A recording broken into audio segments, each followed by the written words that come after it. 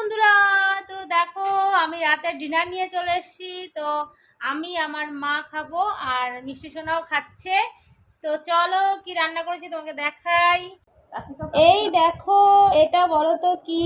পনির তরকারি আর পনির আলু টমেটো দিয়ে তরকারি, আর এই যে রুটি, এটা মা খাবে। আর এটা হয়েছে আমার জন্য।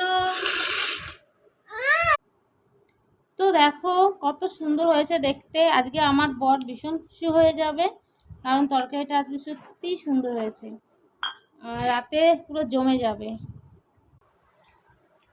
তো দেখো, এই দেখো পনিরটা আগে মুখে দেখো, হ্যাঁ কি সফট। এই দেখো তুলতুল করছে। এটা পনিরটা ভেঙে দেই, খাও। দারুন। একটু আলু খেয়ে দেখাই। তুমি খাও, তাড়াতাড়ি খাও। দারুন।